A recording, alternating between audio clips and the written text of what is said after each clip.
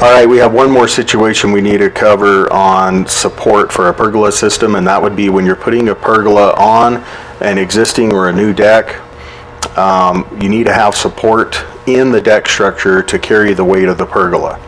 In this situation, we're putting the posts on the outside edge of the deck. Let's take a look at how we would do that. Okay, we would use our standard knife plate, but instead of attaching to concrete this time, we're going to put in extra blocking between the rafters on the deck to support the weight of the pergola and also the attachment of the knife plate.